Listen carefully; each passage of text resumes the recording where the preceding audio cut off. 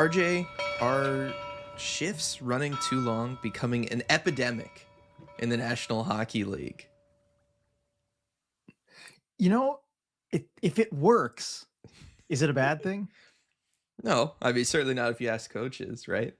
You run them out Yeah. there, they die, right? Like that's you're just focused on winning this meaningless regular season game in front of you. That's all that matters. And if a guy's got to play over 5 minutes, guy's got to play over 5 minutes. It's the way it Hey, you is. know what? Playing one player for that long is what is that if not load management for the other guys? It That is. means somebody else will be on the bench in their place. Yes, that is true. That is true. I mean, is this obviously this is not a total epidemic, but we did get a 5 minute 5 second shift from Artem Levshunov in Chicago the other night, and then yesterday, poor Kevin Stenlund had to finish off the Utah game playing 3:51 to end the game as Utah was trying to defend a 1 goal lead. They wanted him out there, of course, for his face-off prowess and defensive abilities. So just kept running him out there. They were doing full shifts in Utah, full changes, except for Kevin Stenlund. He just had to stay out there. Yeah, he's a specialist. I don't mind it really. Like, and also, I mean, what was his total ice time in the game? 14:29. Yeah, no, he only played 10 minutes that night so far. I mean, it's also one of those, like, especially with the Stenlund one, when you have a player who is that good at like one particular thing, like winning the big face-offs, being out there in a PK situation, or in this case, it's sort of like a PK situation. Dallas has the goalie pulled. They're putting the pressure on to try to get back, the 1 goal that Utah's up by. It makes sense that you just let your guys like that just go, and that's literally why you sign a guy like Kevin Stenlund and bring him in, is for that moment specifically. Yeah, and in that situation too, he's probably having to cover less ice than most players. I mean, one Mhm. of the really exhausting parts, I think, of having a long shift is if you have to go back and forth across the full 200 feet or whatever. But if the other team has the goalie pulled, you're defending a 1 goal lead. Chances are you're not leaving your defensive zone very much. And if you are, you're probably getting the empty net goal and then you can go to the bench and then it's fine. So you're probably not having to cover quite as much ice. I agree in the sense that you're physically not having to exert yourself in the I'm same not way. saying it's easy. I'm not But saying it's easy. I was going to say, if you asked most players, I think they would say it's a lot more mentally taxing, and it feels like it's a lot longer than it is when you're just trying to defend and going back and forth between the two guys with the puck and all of that stuff in the defensive zone. But again, Kevin Stenlund, he's built for this. Let us not forget the 5-on-3 stickless PK in the 24 finals that he was out there and just heroically made happen for the Florida Panthers. Yeah. Are you generally on board with these kind of shifts? As rare as they are, when they do happen, they should be celebrated. I am, yes. Like I definitely think and again, there's a difference between these two shifts, because like Lev Shonov just like gets caught out there, and then circumstances keep snowballing and spiraling to force him to stay The out there. icing call when he That's was out there for like 5 minutes already. Yeah. So that's a little different than this, where it's like very much the coach is like, no, this is your time. It's communicated to the player, presumably, that he's going to just be finishing this one out and everything. And I'm sure if you're Kevin Stenlund, again, these are the moments you live for. And so I think it's very different. But I definitely think, like, in both instances they need to be celebrated, but for different reasons. Levshunov Yeah. for surviving, Stenlund for making this his bread and butter. Yeah. And well, what's the angle then for celebrating the Kovalev shift? I don't know. It just is. Yeah, that's true. It's just You a special celebrate one it off. because it happened. Yes. There you go. Just as a fan of hockey, you can celebrate it. Yep. All right, we got good stuff to talk about. We're going to be talking about the New Jersey Devils. What's wrong in New Jersey? I mean, we kind of know what's wrong in light of the Quinn Hughes to Minnesota trade, but the fallout from that just continues to spiral and get worse and worse for New Jersey. And it's brought up some interesting questions about their future. We'll talk about the Columbus coaching change. Will this lead to other coaching changes? How have there not been more coaching changes this season? There's going to be lots there. And then some other fun little things that we'll get to. Which of those two bigger topics, RJ, do you want to start with, though? Do you want to start with Rick Bowness replacing Dean Evison in Columbus, or are we going to try to untangle the mess that is now the New Jersey locker room? I say let's go to New Jersey. I Yeah, normally I would say West Coast bias, whatever. Both of those are Eastern Conference teams, so let's go to New Jersey. There's at least a Western Conference team involved in that's Minnesota, kind true. of. That So is let's that go is there definitely first. true. So obviously, for a long time now, it's been the rumor, the idea being floated around the National Hockey League is that the all three Hughes brothers want to play together somewhere, and given that two of them already played in New Jersey and are signed there long term, felt kind of inevitable that Quinn Hughes would be the one to go to New Jersey. And this was like talked about by everybody, including like Jim Rutherford almost at times in Vancouver, which not totally, well, I guess it's not tampering if you're talking about your own player wanting to go to a different team. It's I guess, Is it technically tampering if it hurts you? yeah, if you're talking about your own player abandoning you. Anyway, so it was one of those. Quinn Hughes, the trade, hot seat was starting to heat up under him, and of course ultimately Vancouver does in fact move him, but they move him to Minnesota for a fantastic package, great return for if you have to trade a player like Quinn Hughes. You got as much as you could if you're Vancouver, but that meant he did not go to New Jersey, and we knew New Jersey was putting together trade packages. Probably weren't, at least the idea from the outside is that they weren't trying necessarily as hard as Minnesota was trying, because the idea being that Quinn Hughes would just, once he became a free agent, another season and a half, would just sign in New Jersey and they could get him for free. It sounds like they were trying pretty hard though, because we now have Well, there reports were that, reports that it was the cap situation that's what put a stop to it. They couldn't find the cap room. right, and the reports are that they were trying to move guys to create that cap space, but they were running into problems with the no trade, no movement clauses. And that's kind of where it seems like the locker room issues now lie, is that there are multiple players on this team that had to exercise no move clauses and now continue to play for the Devils, a team that obviously just tried to trade them, and you have to somehow find a way of managing that. And so it's kind of a unique situation. This stuff doesn't happen that often, it feels like. But do you think that it's possible for New Jersey, and we'll get to like the larger implications of everything, but do you think that it's possible for those guys to kind of, I don't know. It sounds cruel to say it this way, but get over it and continue to play for the Devils and find a way to make it all mesh? Or do you think this is just one of those things where like it's going to be messy the rest of the season, and then maybe in the off season some of these guys get moved out anyway? I think it's one of those. They're gonna find a way to get over it. Like as professionals, you kind of have to, especially if this is the plan all along, and like you're just gonna have to wait a year and a half. Hockey's a business. That stuff kind of happens. You have to wait for it. I don't think this is going to have too many long term effects. I mean, really, the big problem is just the Devils have been losing. Like if they've been winning games, no one's really focused on this. But they had that stretch where they lost 8 out of 10 after the trade, and so I think some questions start to get asked. I don't even know that it's like a locker room thing. I mean, I look at it and I just think, man, the goaltending's been subpar, and you're maybe getting a little bit unlucky shooting wise. But given that all this is circling around it, maybe there is something to it. I don't know. I mean, it's definitely one where I feel like when it happens and you're forced to kind of confront that reality of being traded as a player, it throws you off your game a little bit. It gets you thinking about things that you would not normally be thinking about in relation to your job. And that's generally in most jobs just not ideal. And I think No, that's what that's happens here. true.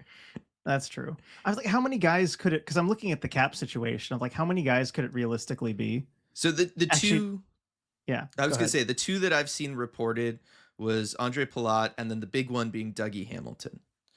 Yeah, well, the Dougie Hamilton situation sounds like has existed prior to all of this, right? Weren't they trying to move him last off season but there were trade clause issues and stuff. So that I buy absolutely. Like I'm sure Dougie Hamilton hasn't been himself because of that.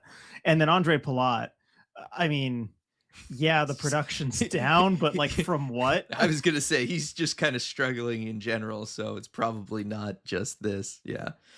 So I don't necessarily buy that angle of it, but I do think, especially on the part of Jack and Luke Hughes, it is probably tough to see your brother to have that possibility out there that he could join you right away, and then to see the success that he's having and what he's doing for the Minnesota Wild, and knowing how much of a boost your team could use right now in that. Because I mean, if you look at the playoff race, the Devils are on the outside right now, and in a very competitive Eastern Conference, and they might not make it this year, and I have to think Quinn Hughes would help quite a bit with that. Yeah, they've been struggling for a little while now, really all through December, and those struggles have continued here. I mean, 2-game win streak right now, so that's something for them, Including one over Minnesota. including one over Minnesota. That is true, but yeah, it's one where I mean, we know where was Quinn when he was traded.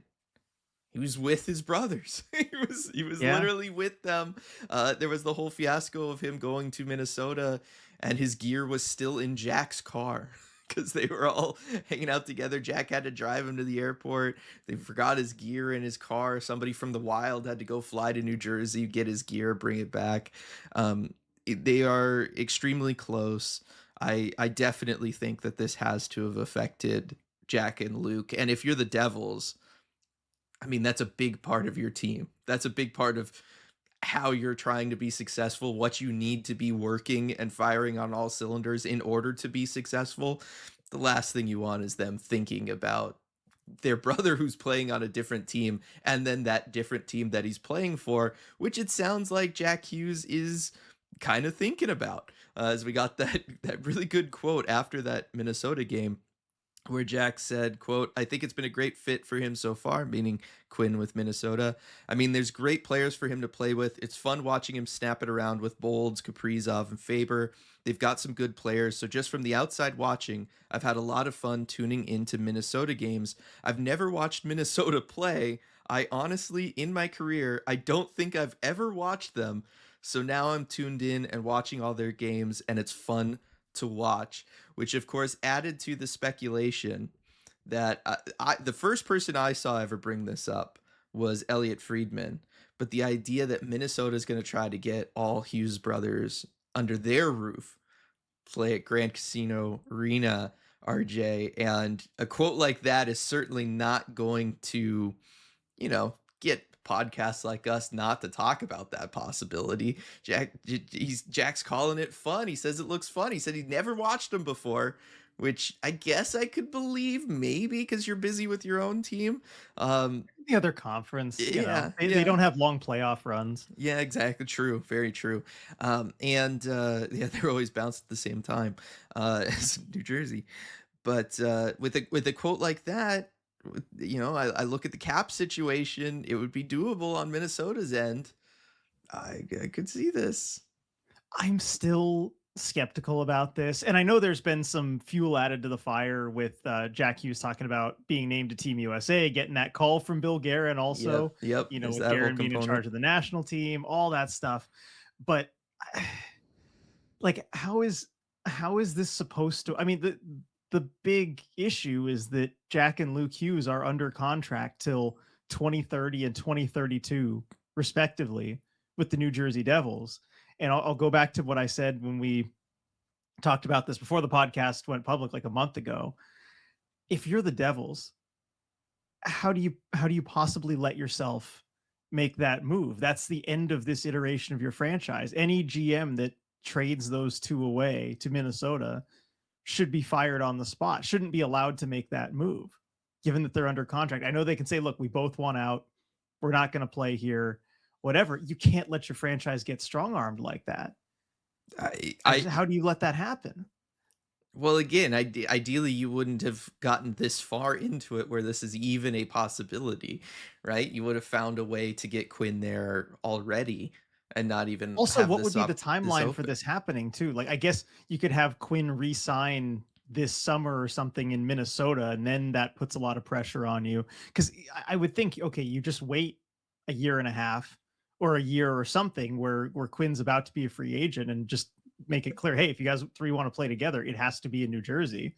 Like, you've got a lot of leverage there because you've got them under contract. Yeah, obviously. Like it is still an extreme long shot that depends on not one but two hockey players exercising the one bit of leverage they have, which is to say that we refuse to show up, which Yeah. hockey players just never do to begin with. No matter how unhappy they are, they never just not they just don't show up. No. And with hockey culture the way it is too, that would shift all of the opinion, public opinion Yes. against Jack and Luke Hughes. And I think rightfully so. Right. You sign contracts for that term. You got to honor the contract. You can't just, try and get your way out just to play with your brother. Like, there's other reasons maybe I'd support if the franchise was completely dysfunctional and you just needed out, or like a Jack Eichel type situation with the surgery. But this is different. I think I can't imagine it would work out for the two of them if they tried it. No, because then all three brothers would end up having that hang over them forever. And Yeah. every non-Minnesota fan base and everybody that would be the only thing that they were associated with for the rest of their careers unless they won a Stanley Cup. That would be the only thing that could make that go away and change what the conversation around them was for literally the rest of their careers and really for their entire legacies. Like all three of the Hughes brother legacy would just be Jack and Luke forcing their way out of New Jersey through the most extreme measures possible to go play with Quinn in Minnesota. And again, unless you win a Stanley Cup, then the rest of that legacy, the rest of that statement is, and it didn't work. That's and true. and it was a disaster and it was a mess and it wrecked everything. Right. So I agree that it feels virtually impossible that they would all end up in Minnesota anytime soon. But yes, timeline wise, if it was to happen, it feels like it would have to be this off season. But again, it's one of those like, what does New Jersey even get back in a Well, that's deal the next for question I had for you. Minnesota, Yeah. right? There's Because nothing that makes sense as enough value. right, because Minnesota just traded any pieces that they could realistically trade and stay a contender. All of the top young players, Rossi, Zibuyum, Liam Ogren, a first round pick this year, were all just traded for Quinn Hughes. So you don't have those to go out and get Jack and Luke. So I don't even know what they would trade. Obviously, there would be like some money that would have to go back the other way. It wouldn't be that hard though, because the cap's going up and because you're talking about Jack and Luke both being on pretty good deals as far as how much they're costing, and the fact that Minnesota has some players on some pretty good deals in Boldy and Brock Faber that would kind of help make all of this happen. Like, it's kind of shocking how easy, if you were to say Jack and Luke just magically switch teams without having to like necessarily give up anything, how little Minnesota would actually have to move out in order to bring them in, but still keep all of their good pieces plus the additions of Jack and Luke. Yeah, I mean, it wouldn't be much cap. Like Minnesota, they had those buyouts, the awful Suter and Parisi buyouts they had to deal with, but they're out of cap hell from that. With the cap going up as much as it is, that's not an issue because I mean, Jack Hughes is on a steal of a contract. Mhm. The player he is for $8 million is crazy for as long as that is, and Luke Hughes at 9, a little bit of an overpay for now, but like that's fine and workable. I guess if I had to make that trade, and I'm on New Jersey's side, it starts with Boldy and Faber are the two that I would say, okay, well, Boldy, Faber, and then I mean, I'd try and drive a hard bargain and maybe see if I get Wallstedt involved in there as well. Yeah, I would. Why Like not? those are the three pieces. I need two of those three pieces at least. Right. No, it would have to be that. And I don't know why if you're Minnesota you do that. Like, I don't know No, that well, that's that the it's at that point, it's I think it's better not for worth your you. while. I think it's a lateral move at the very best. Right. So, I don't yeah, I the only way it makes sense is if you're getting Jack and Luke and you're only losing one of Boldy or Faber. That's the Yeah. only way it makes sense. And I just don't see how that's possible, even if Jack and Luke are exercising as much leverage as they possibly can. They're literally sitting at home. They're not showing up for New Jersey at the start of next season. They're forfeiting game checks. I don't see how New Jersey makes that trade for anything less than both of Boldy and Faber. Yeah, same. And that's the thing. Maybe if Boldy and Faber are both involved, I think, and they're at max exercising max leverage, I think about it to end that situation. But still, I feel like the way that you would let your organization just get strong arm that way and give in, I'd wait a whole year. I'd make him sit a whole year, then think about it. There would be a point in time where things would shift for you Well, because where you lose enough. you Yeah, lose yeah, enough that it's no longer worth doing that and just trying to win the moral argument yeah. on that side of things, because guess what, I'd without make him sit and miss games though. yeah, for sure. But there would be a point come midway through the year when your team is awful because it does not have Luke or Yeah. Jack Hughes out there. The fan base is like, hey, you know what? Maybe just trade them and get something back, and like let's actually try to win some games here. Like I think as much as the fan base would hate the Hughes brothers at that point, they would also be upset that you're not eventually moving. They would not hate them enough to watch an entire season of New Jersey just throwing away the rest of the season for that. Yeah. No, you're right. I think there would be a point where you'd have, and you kind of time it basically where there's maximum sentiment against the Hughes brothers, and then you do it. So It's it's like a their fault, not yours. mid-November trade. Yeah, that's mid-November exactly. But yeah, it's an interesting one. As for New Jersey, and then we can talk about how Minnesota's doing right now.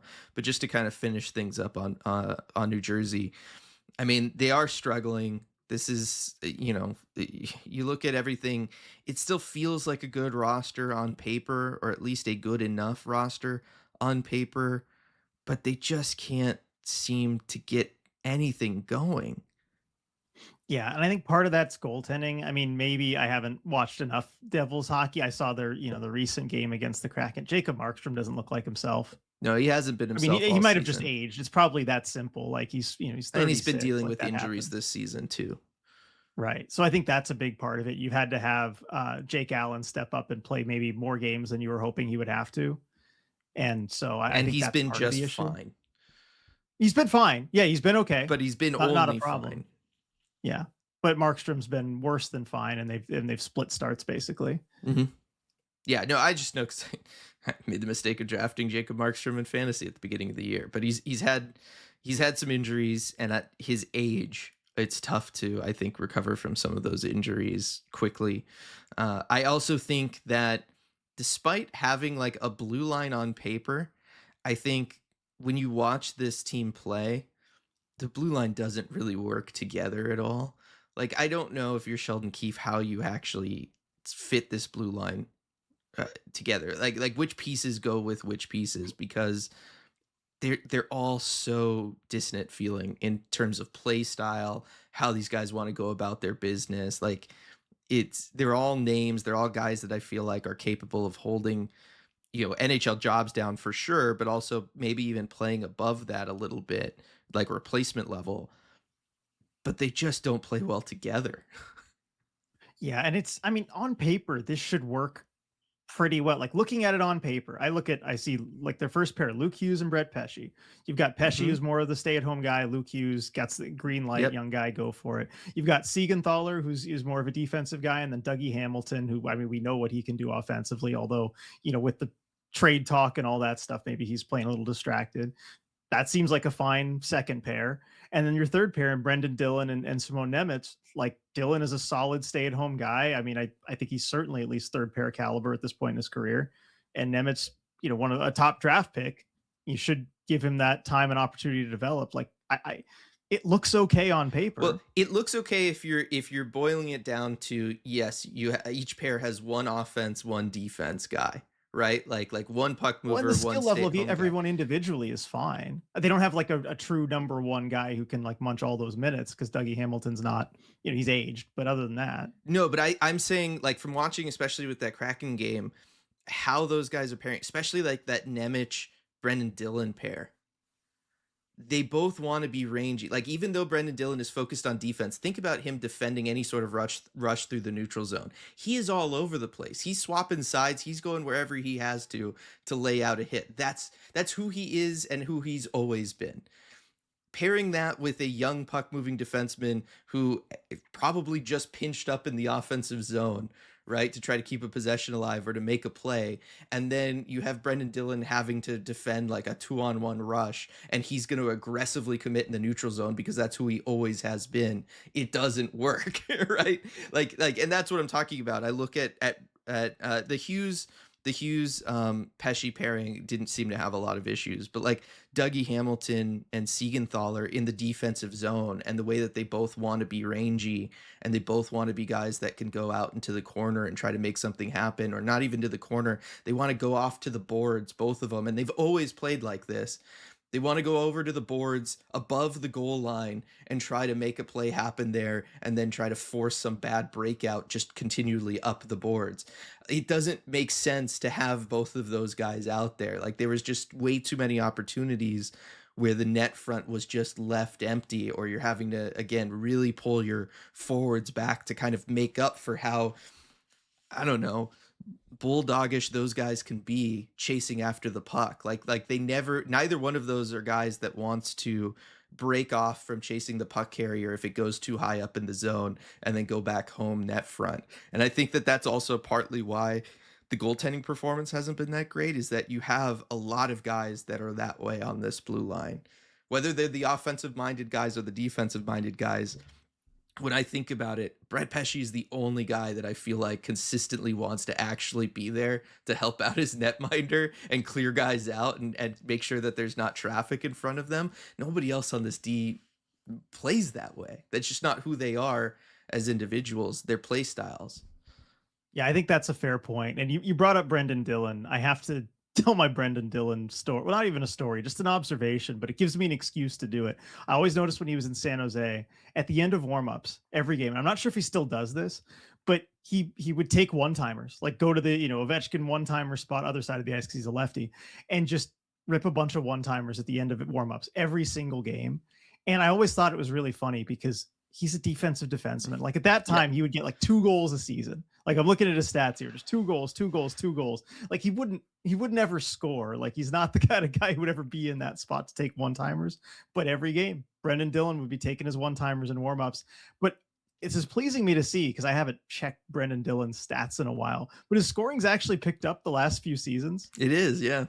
He's got 3 already this year. Yeah, it is normal 2 the year before, but he had 8 a couple years ago with Winnipeg. So I'm happy to see that finally click for him. Maybe practice does make perfect eventually. Yeah. Does not have a power play goal in his career. Got to get him one. Come on. How much time? He's probably got like 10 minutes of power play ice time in his. I would be shocked if it was even that much, to be honest. But I just think, guy wants it. He's been practicing his whole career for it.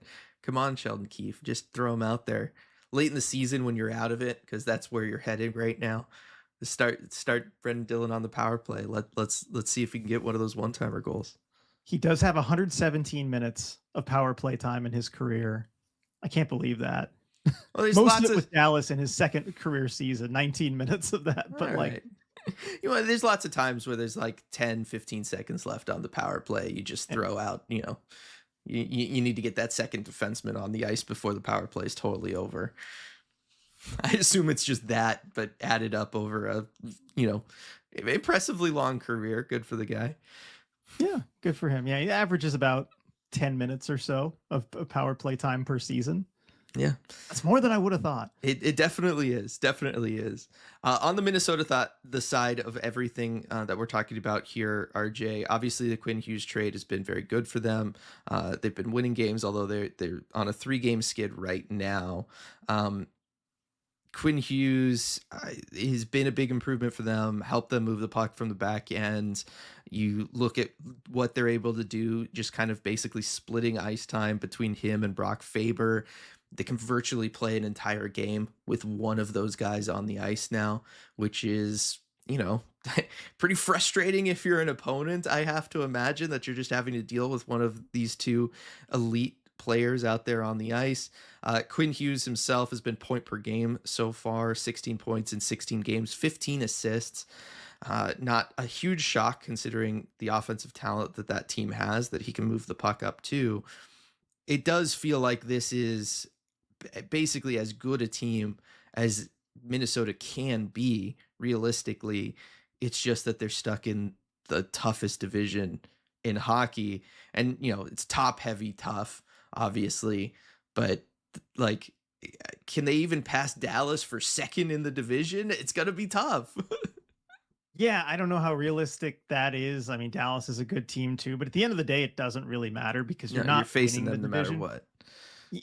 You're 13 points shy of Colorado, and Colorado has 3 games in hand. Like, you're not passing them. Nobody's passing them. So really, I mean, they're kind of just cruising along. It'll be interesting for Minnesota and Dallas, for that matter, to just kind of manage everything, given that the individual results don't really matter a lot right now.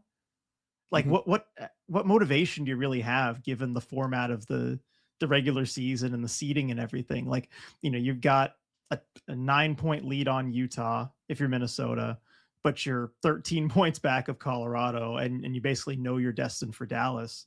And I think you're seeing that with the Stars too. I mean, the Stars are 2-5-3 in their last 10. Like, that's Mhm. that's not good.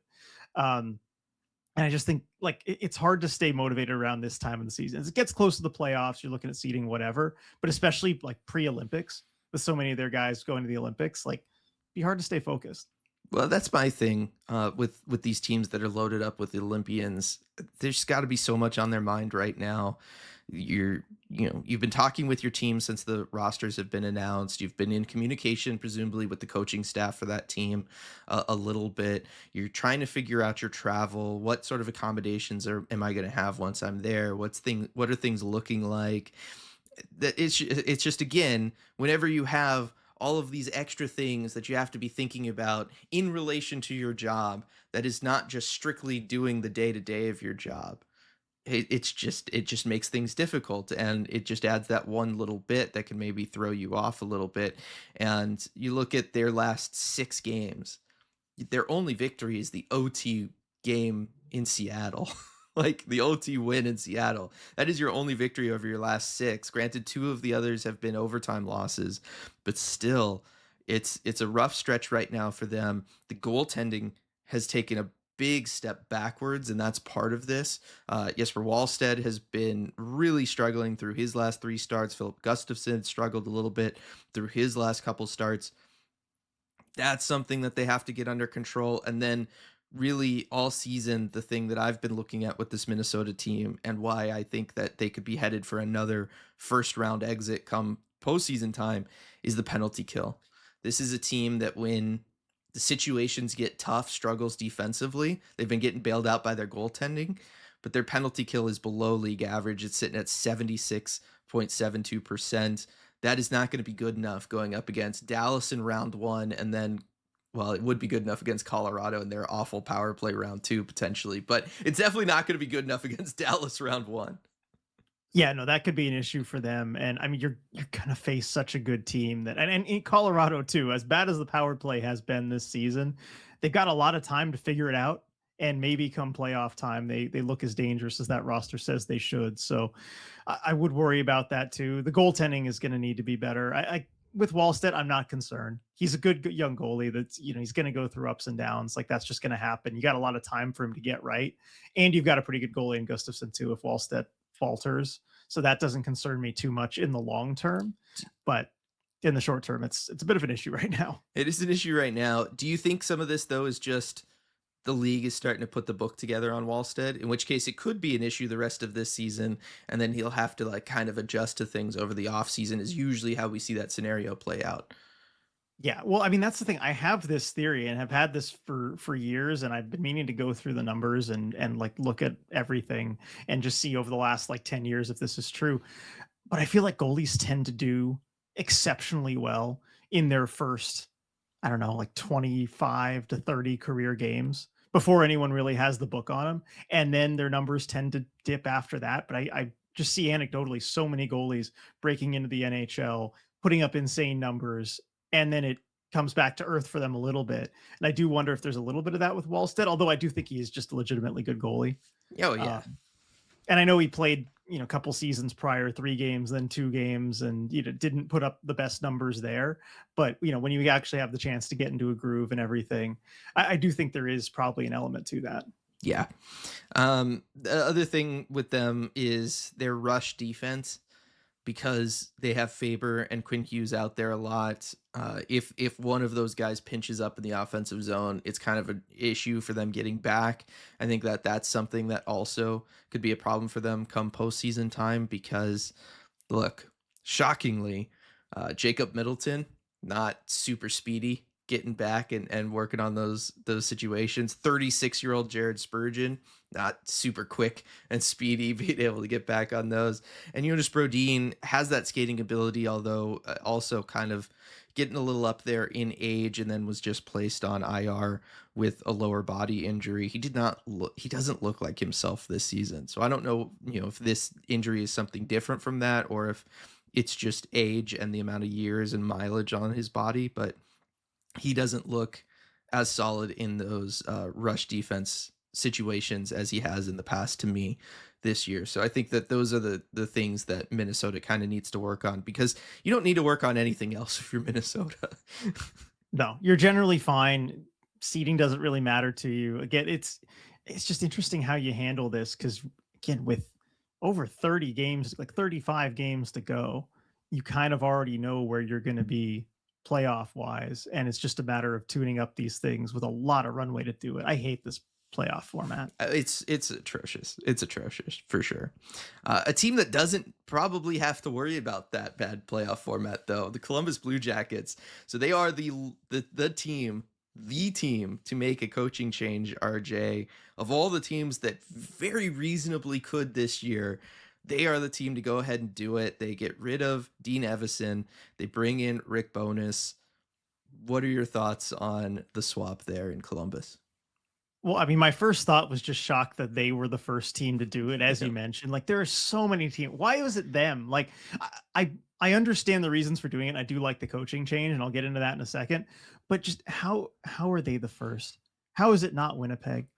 How is it not LA? How is it? There's so many other teams that should have done this first.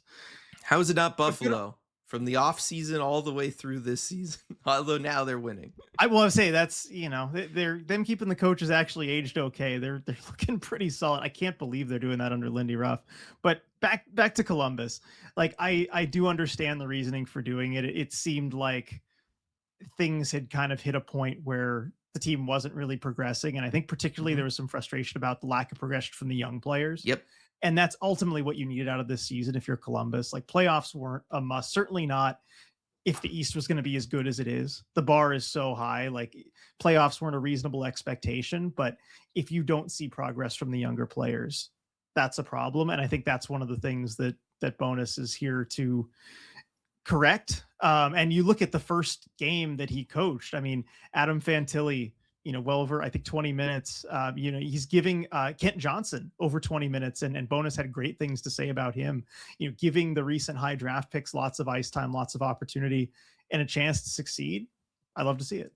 Yeah, and it is one where it wasn't like a lot of the young players were necessarily regressing this season, but they definitely weren't taking another step forward. And that's something that you know, you have to manage if you're Columbus, because this is the future core of your team. Like this is the group that needs to be good enough to get your team to the postseason. And they're kind of fine right now. Like it's not a bad group. Kromachenko, super underrated player. He's having near point per game season so far. Adam Fantilli, never going to be a super high point producer. Like he is kind of a defensively focused ish two-way type center, but ideally you'd get him closer to that point per game threshold and number. But he did have 31 goals last year. You want to get him kind of back on track for that. That is trending down this year for him, the goal scoring. But you need those guys getting going. Yes, if you can get Kent Johnson going, that would be ideal, as kind of like a scoring winger, somebody that can kind of add to the group from the outside there. But You need to get Denton Mateychuk going as kind of future puck mover, or somebody who can learn under Zach Grwenski and kind of give you a 1-2 punch there, a secondary power play quarterback, all of that kind of stuff. You need to get these guys going, and they like you said, they weren't progressing under Dean Evison this season at all, and it wouldn't surprise me too with just the kind of coaching style that Dean Evison employs when the growth stagnates, it can then only go one direction. They're not going to then figure it out under Dean Evison in a year 3 scenario, right? Like that's just not going to happen. And so I actually think Columbus was maybe trying to get a little bit ahead of things, maybe turning sour within their own room, and the players not full on quitting on Dean Evison, but Dean Evison really starting to rub everybody the wrong way. Yeah, I could see that. Now, what do you think about Rick Bowness though as the choice to succeed him? Because you do have a fairly young roster in Columbus. Like you're hoping those young guys take the next step, but you do hire a head coach who's 70 years old. Yep. And so you wonder about how long Bowness could realistically be the coach. I mean, this is a man whose first NHL head coaching gig was in the 1980s. He's been around for a long time. Like, do you like that move though? Hiring a 70-year-old coach? Would you rather they've gone with someone younger? Like, I see that maybe there's some legitimate questions that could be asked about the pick here. I think there's some legitimate questions. I think, look, it also depends on like how long term the commitment is to Rick Bowness. Like, is this just we want somebody who's going to have kind of good player friendly vibes for the rest of the year, and then we evaluate things either this upcoming off season or the following off season. I think that's something to know about the situation, and I don't know the answer to that. But I look at Although, I mean, he is an NHL head coach, so you have to imagine the level of commitment is not very high, just given the nature of the job. right, probably not. But like I'm trying to look at, he wasn't necessarily like a young player development coach in Winnipeg those 2 years that he was there. And so I'm going back to his tenure in Dallas to see how much he was around for the development of some of those star players in Dallas from 2019 through the 2022 season. And looking at that 22 season, I mean, Jason Robertson played under him and developed and turned into a 40 goal scorer under Rick Bowness. That tracks and looks good if you're them. Miro Heiskanen was able to develop and turn into somebody under him there. I'm trying to see if Wyatt Johnston was part of that group. No, so he started He was right just too young for afterwards. it. Yeah, Yeah. but like that I think is something that you could look at if you're Columbus and you say like, well, look what he did with those guys. If he can do that with the guys that we have here, that's pretty positive. And he knows how to win hockey games. He knows how to coach a team to win hockey games. And if you're Columbus, that also is a positive thing. You know what helps players develop and play well and build confidence? It's just winning games. and, and I think that's also, that's the main reason why they make this move. Yeah, and I think the two of us are pretty against the coaching retreads, the just the same guys over and over, the coaching carousel type of thing. But I think there is something to be said for bringing in one of those guys that is either so old or has been through it so many times that, not that they don't care anymore, but like we've talked about this with like Paul Maurice or some of the other guys, right? That just they don't, not they don't even take it as seriously. I'm trying to think of the best way to describe this. Maybe you can help me out, because we have talked about this concept in the past, but where they don't get stressed out by it, Right. like they're not hung up on it anymore. Like for Rick Bowness, like I think this taking this coaching job, it's probably his last one. Yeah. Probably. I would have said Winnipeg was probably his last one, but you never know. He's probably having more fun with it than Yeah. say, you know, 5, 6 years ago when he was coaching Dallas. No, I And I think totally agree. like you see that in him playing the kids and doing all the things like that you need to do. He's not hung up on playing the vets on this squad, and we're gonna have, I mean, God, what vets do you have? We're gonna have Charlie Coyle and Boone Jenner run things. Like, no, that's not, doesn't seem to be his attitude at all. No, and I mean, it shouldn't be the attitude for whoever's coaching this team, and I think but although that was very much the attitude of Dean Evison, so, but it shouldn't be the case for this group. You shouldn't be running those guys out there.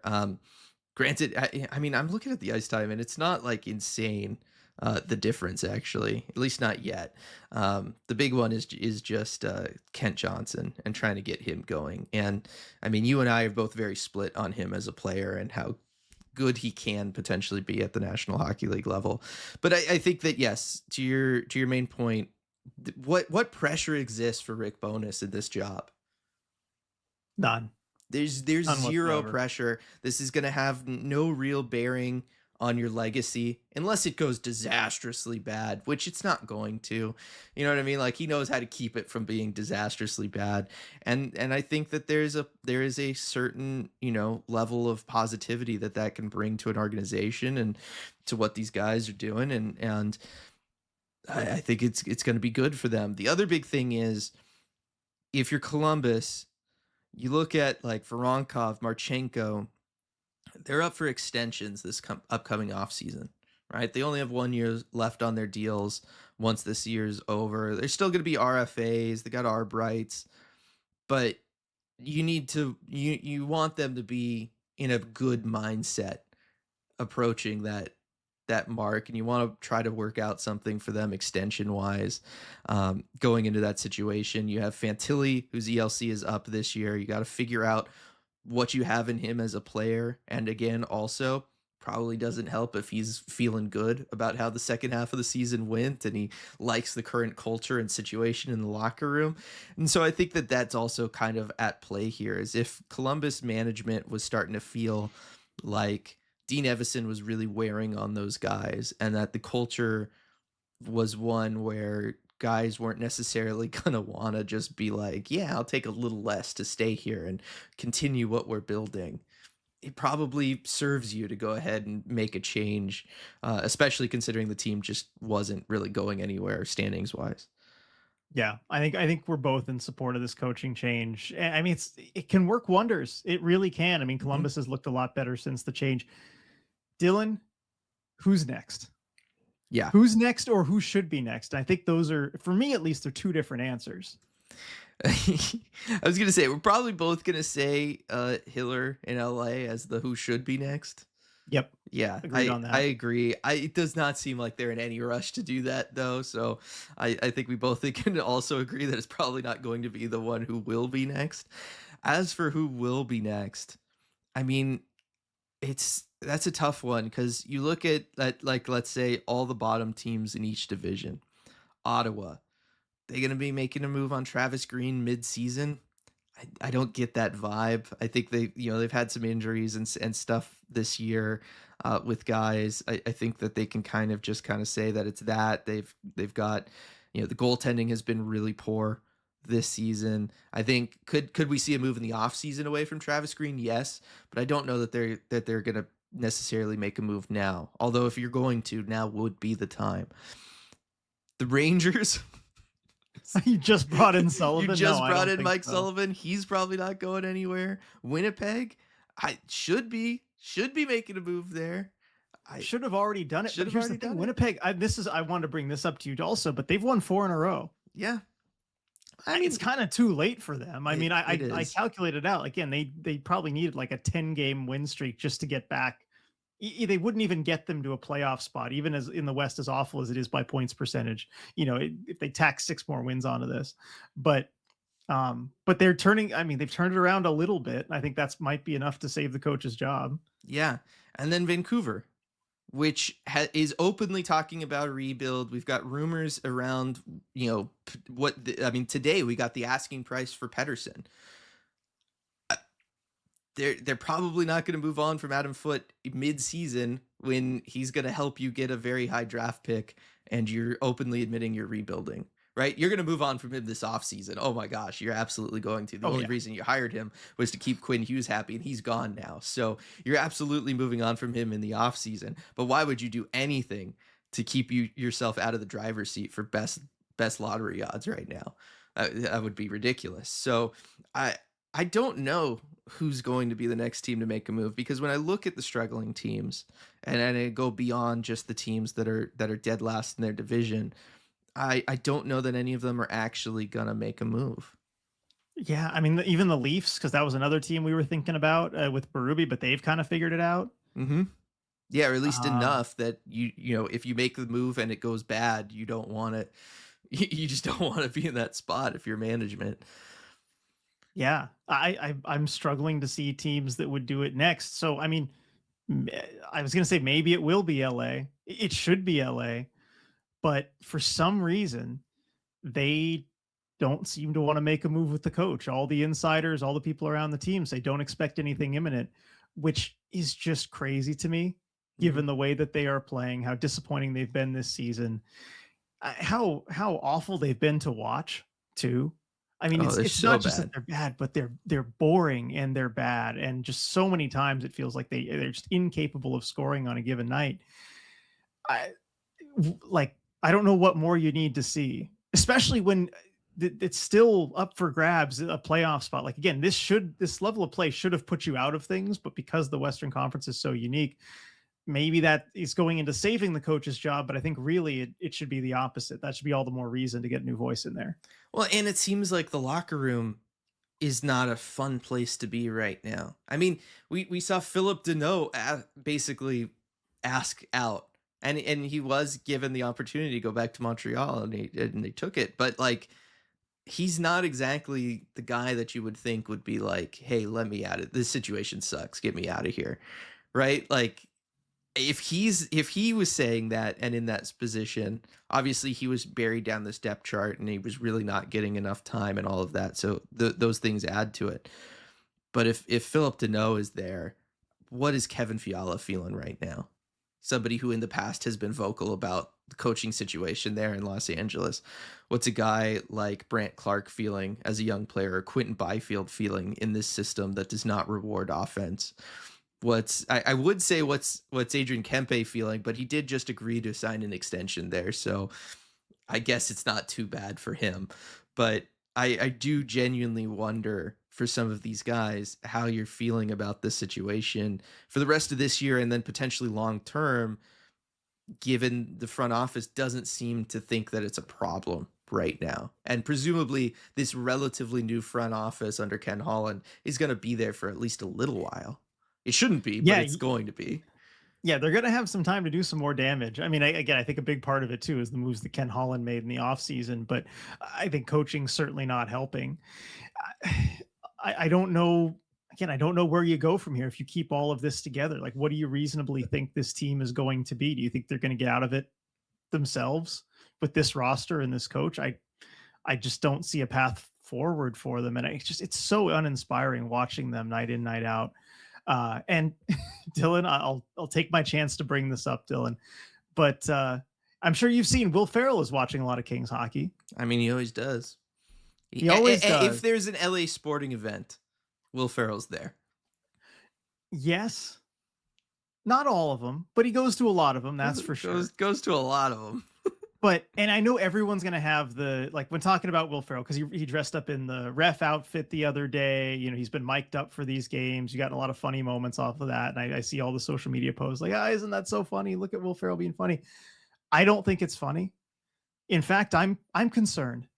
I really am. I am concerned for my fellow USC Trojan Will Ferrell because he's been going to a lot of Kings games. Hmm. Like I'm not he's not just hitting up a Kings game every now and then. He's been going to a lot of them. Like pretty regularly he's doing this bit. This season, that's not good for you. Like that cannot be good for your health watching that much LA Kings hockey. And look, I get it. Like if you're a season ticket holder or something, I totally get it. You put down a bunch of money for the tickets, you know, hard to sell them on the resale market, whatever. Okay, you got to go. You're going to watch the team. Will Ferrell, this is a man that should have options about what he does with his time. Like I'm actually kind of concerned for him. Like the fact that he keeps coming back to these Kings games, given the season they're having, I don't know. Like it makes me wonder. Like, does he have friends? Does he have better things to do? He should. It's who he's been. He's always been Kings, Yeah, Dodgers, but the Kings used to be LAFC. good. The Like, Kings were good. The Kings were good. They were fun to yeah, watch. Whatever. I know he goes. Like I know. Well, I haven't seen him around like the USC football games. Well, in a little while while they were bad. Like yeah, he clearly has other things to do sometimes. yeah.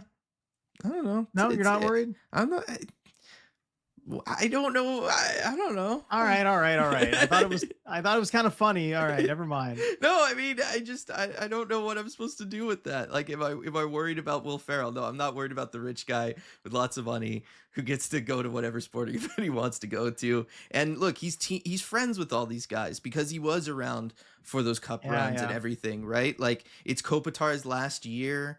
We want to be around for that. Drew Doughty probably isn't long for NHL ice either, so you want to be around for that. Like, I don't know. I get it. It's yeah, is it a tough watch? It is. That's why the antics are starting, right? He's not just sitting there like a fan anymore. He's doing the ref stuff He's wearing and the ref whatever outfit because because that's because he knows enough about hockey to know that what he's watching isn't good, and so he needs to find a distraction while he's at the game. But I think there's still enough reasons for him to go to the game this year. But yes, I think that's why we're seeing the antics in a way that we haven't in years past.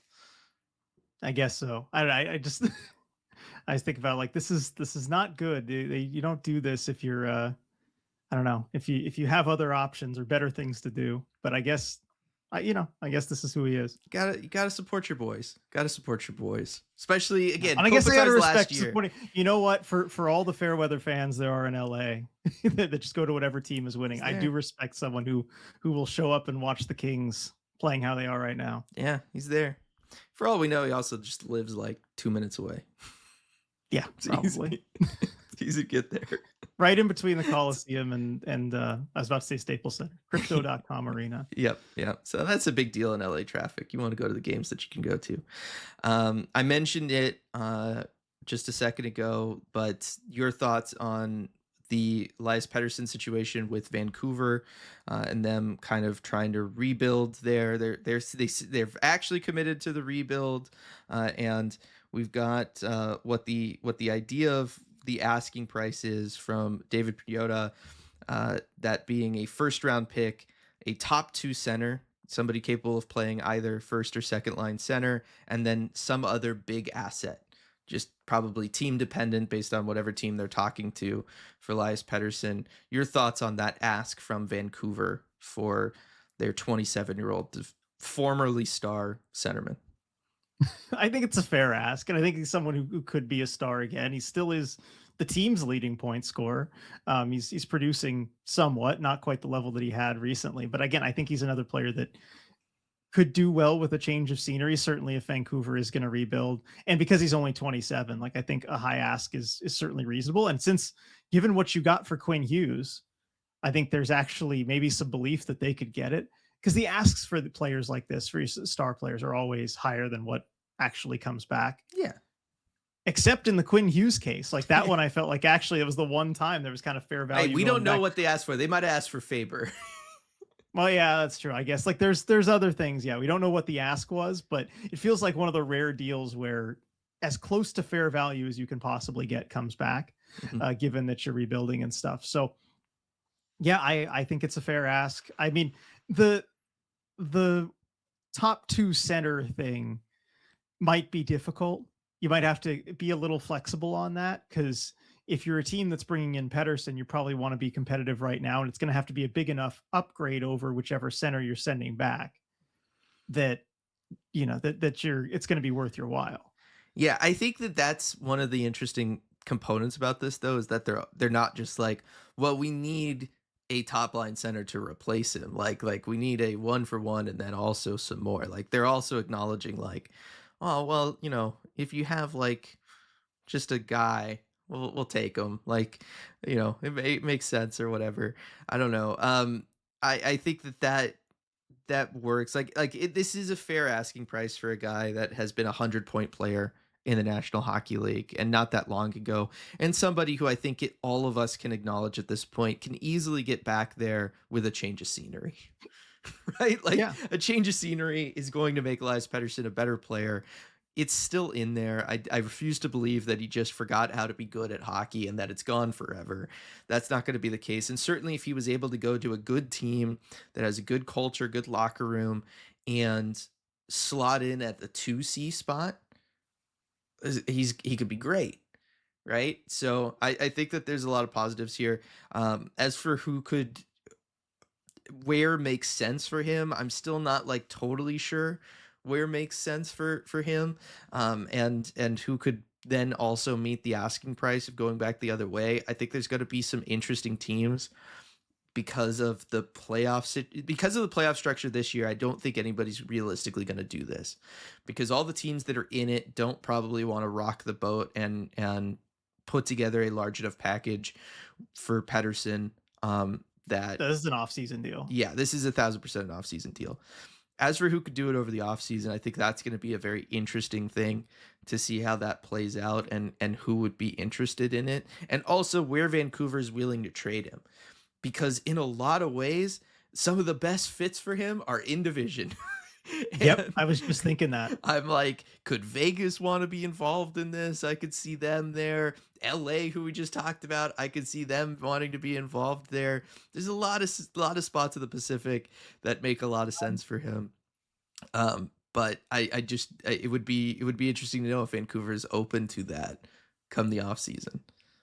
Yeah, I wonder about that too. I mean, I think of, because as I try and create a fit for this trade, I think of who that center would be, because I think that would have to be kind of the centerpiece in the trade, is a Hmm. center that you think, okay, maybe could turn out to be not as good as Pettersson, but maybe someone who could play in your top six. And I look at some of these teams, and I mean, I went right to Anaheim and looking at like a Mason McTavish, Hmm. who you'd still have to add quite a bit onto that, but maybe he could be one of those, the centerpiece of a deal like that. I even think of Seattle and Shane Wright potentially. Hmm. You'd have to add a lot onto that, but still, like, you're looking, I think, if you're Vancouver, for somebody who's in their early 20s, maybe has top 5 draft pick pedigree, someone who could maybe hit a next level of potential with you. And so many of those guys are in the division. Yeah, it's going to be interesting. I think it does have to be a younger center, and I think like this is where things could get flexible there with that center. And I think that's Mhm. where that you're getting that like 1 to 2C range type thing, because I think they will prioritize age over actual production, right? Because they are a rebuilding team, but they're a rebuilding team that already has some assets in their young 20s. And so because of the Quinn Hughes trade, so you probably don't want to just strictly go for like, yeah, give us your first round pick from a draft or two ago. Maybe like 2 drafts would be okay, but they want somebody who's already shown flashes in the NHL that they can come in and kind of slot in with some of the other guys and get going. It's going to be interesting too that Pettersson is the one that's kind of in focus here. Like, obviously, they're going to trade Kiefer Sherwood at some point before the trade deadline. That just makes too much sense for them not to. But there's other guys on this roster that also are like, if you're rebuilding, you're not hanging on to them long Yeah. term. But Well, I mean, some of them have trade protection, and then maybe they, if you're going through a full rebuild, maybe they want out. Like Brock Besser, I know just just resigned. signed there. Yes. So that one's a little awkward. But I do think that there's also an acknowledgement of Pettersson still probably has the most value of anybody on this roster that you would be moving. Anybody on the For sure. roster, not like the guys that you got back for Quinn Hughes. So I think they know that they want to kind of make something happen there. But yeah, I don't see in any way, shape, or form how this deal takes place before the deadline. Like this is such an off-season move. Yeah, and especially with the 11.6 million cap hit, Hmm. how much money needs to move around, and or yeah, move out probably for any acquiring team. Yeah, it's an off-season deal. Yeah, but I don't think his recent play and stuff has diminished his value too much. But I also think like this is one where if you're a contending team, like Minnesota, if they could add him as a 2C on their team, like, right, it would be great. There's going to be lots of teams that I think would be looking at him and saying over this offseason, look, we've got the cap space because the cap jumped to absorb this contract. What can we do to kind of make ourselves better now and then maybe move out a future asset? It's going to be interesting which teams decide to make that calculation and where they kind of go with it. There's so many teams in the East that are so like borderline on this, and I think would be really fascinating to see how they handle it. Like a Philadelphia, would they want to potentially Oh, kind of get interesting. involved in this and try to add him to that group and take that next step next year? I don't United with know. Pocket. And then you'd have to know, like, did he work okay with Tocchet or not? Like, we still don't really know all of that. How Mhm. much of it was JT Miller? How much of it is coaching? All of that. So there's lots of situations like that I think are going to be interesting this offseason to look at. But as much smoke as there is around Pettersson right now, nothing's happening soon. Um, Visors, RJ. Yes, They're there. They're there for they're there, everybody. almost entirely there. Almost entirely there. But we did have a brief blip of one of the few remaining players to not wear a visor, to try out the visor, to hurry along the extinction of the visorless helmet in Jamie Benn, who tried it for one game and then immediately said, "Nah, I'm good." Yeah, not for him. That And had I to be mean, a bet, right? Like, why would you try it now if you're Jamie Benn? well, you know why, right? Because his Huh. head hit the ice in the prior game. Oh, He okay. took a fall and his head just smacked right in his face. Just and I think it was like his upper, like his forehead. I Right. think he had like a That cut would right make around his sense. Yeah. eye. And yeah, and he just if he had the visor, that It wouldn't doesn't have been a happen. Like it problem. would have Yeah. protected him. So he did try playing a game with a visor, which I don't blame him after that. You know, if Yeah. that specific thing happens to you. Um, and so he tries wearing a visor and he's like, yeah, I think that's probably it for me. Back to normal tomorrow. I feel like if that's already happened to you, you've had that long of a career, and then you like, what are the odds that What's that it's gonna happens happen again? again? Exactly. Well, that's why it's like that's why I was surprised that it would happen at all, because I would have thought that if there was something that had caused it, he would just be like, "Well, it happens. That's hockey." Like that's just very much who Jamie Benn has always been. So I'm surprised that it obviously spooked him enough to try it, but then not enough to commit to the visor for the last what year, 2, 3 years that he's gonna have left in his career. Yeah, well, I mean, we always talk about how reactive versus proactive sport hockey is. It takes something to happen for people to get on board Hmm. with stuff. So I think this is just another instance of that. But yeah, he did not seem to like it. But I think it does bring up the interesting question, and this is something we've asked each other for, gosh, at least maybe almost a decade. But um, how long is it going to be until everyone has a visor? And who's going to be the last player without one? Because visors have been grandfathered in. For those of you who don't know, all players coming to the NHL mandated to wear visors. That's been a thing for a long time. And all the junior leagues, every player growing up, either, I guess if you're young enough, you've got the full cage or the bubble or whatever, but you certainly have a visor by the time you get to the NHL, and those are mandatory. That said, some players, if you played long enough before it was grandfathered in, you don't have to wear a visor. And Jamie Benn is, well, he still counts as like one of the last to go without it, right? Because he is playing without it now. Yeah, I don't think the one game. That's like if you have to play with the bubble because your jaw's wired Yeah, that's shut. true. You don't act like that player is, not done it. I think the one game doesn't count. Okay, so he still counts. So that means there are still 4 players remaining that do not have a visor. Do you know all 4? Have you looked this up? I've not looked it up. I can think of 3 though off the top of my head. It's Jamie Benn, Okay. Eric Branson, Zach Bogosian. Eric Goodbranson has a Oh, does visor. he wear the visor He now? does have a Okay. visor now. Because for a long So time you, that was like the guy, because he was the youngest of everybody to not yeah. have a visor. So he was forever talked about as most likely to be the last one. Well, I thought so too, and I looked it up the other day, and so I that's when I learned So that he you does must have have a added visor. that in Columbus. Yes, I believe he did. So you got Ben, Interesting. you got Bogosian. There's 2 more. I don't know them then. All right. So they're both named Ryan. Okay. Does that There's a help you lot at of all? Ryans in the National Hockey League I'd have to go through. Is Ryan All right. Hartman one of them? Is he too Nope. young? Yeah, I didn't think so. I was like, we All just right. saw him. I'll He's got a I'll visor. tell you. So it's Ryan O'Reilly Mm-hmm. That makes and sense. Ryan Reeves. Okay. Also makes sense. Yeah. So those are the last 4: Ben, O'Reilly, Bogosian, and Reeves. Who do you think is going to be the last one? Um, Bogosian's so old. Reeves is so old. Well, yeah, that's you kind of have to be old Well, to yes, be I know in they're this all old. conversation. So it basically, I think that the 2 guys that have the most value and that I could see hanging around the longest are going to be Ben and Ryan O'Reilly. Yeah. I think it's And down to those 2. Ryan O'Reilly is playing better right now. If I had to guess, assuming both of them want to play as long as teams want them, I would say it's Ryan O'Reilly. I would agree with He will that. I mean, continue to have the most value over the next 3 to 4 years. yeah, I think you're right about that. I mean, Ryan Reeves, he's got to be out of the league by next year, right? He'll be I 39. would think. Yes. He turns 39 in 4 days. He should be out of the league by next year. So it's not going to be Reeves. And Ryan It's O'Reilly's been a only while 34. Like, he could really reasonably have another 4 to 5 year career here as a veteran center, depth center guy. Yeah, he's still very useful. So I think it's almost certainly going to be O'Reilly unless he decides to wear a visor. I think that's the only thing that's stopping him from having that distinction. Mm-hmm. How was he not he's young relative to these other guys. How was he not one of the guys that where it was mandated? I mean, the mandate came in. It was pretty recent, I guess. It was Most players fairly already recent. had visors, yeah.